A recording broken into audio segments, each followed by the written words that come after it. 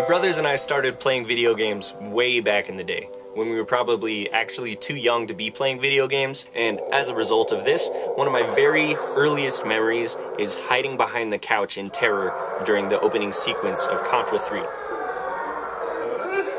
One of the next things that I really remember being afraid of was going off of the high dive in my local swimming pool. The high dive was doubly terrifying for me because one, it was very high up in the air, and two, I was jumping into water. I was then and am still now a pretty terrible swimmer. I've been more or less saved from some bad swimming situations no less than twice in my life. Once when I was a kid, and once much more recently skinny dipping in Lake Havasu during spring break. This guy had to help me get back to shore. I would like to state for the record that there were girls present at the time as well. It wasn't just us skinny dipping in the lake.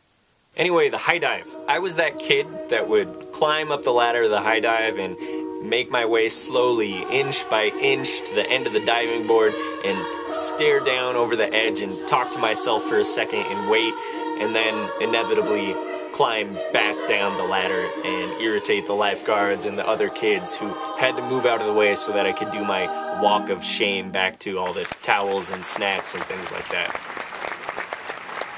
The Apostle Paul will tell you, when I was a child, I had childish fears like heights and diving boards, but now that I'm an adult, I have much bigger, amalgamous, hard to pin down, grown up, weird fears. For me, the big one is failure.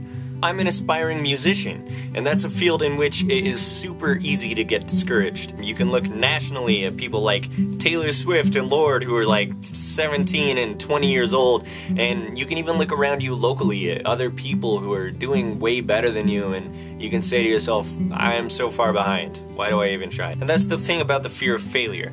Let me read this little passage to you off of Wikipedia. A person with atychiphobia, that's the technical term, considers the possibility of failure so intense that they choose not to take the risk.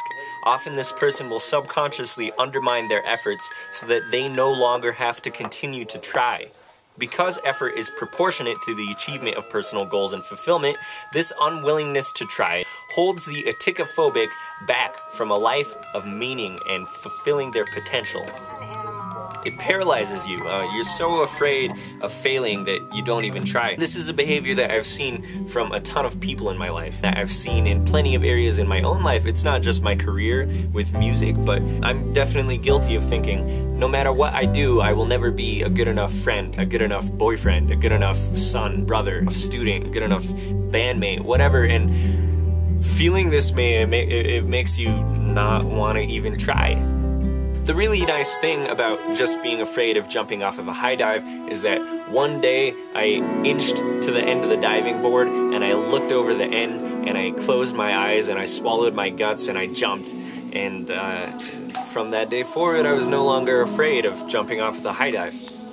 Unfortunately, that's not really a thing that happens with a big amalgamous fear, like a fear of failure, and I think that there are a lot of reasons for that, but I think that one reason is that they feel so mentally and physiologically different. When you're on the edge of a diving board or you're in a situation that really scares you, your heart gets beating, your palms get sweaty, your legs shake, you get that really nice fight or flight response. But more often than not, a fear of failure feels less like terror and shrieking and jumping up and down, and it feels more like napping and procrastinating and second guessing. In an effort to avoid motivational cliches, I'm gonna leave you with a nice mental metaphor that you can use to, one, help you identify situations that require your action, and two, push you to fight your fear of failure rather than run away from it. Okay, so here it goes.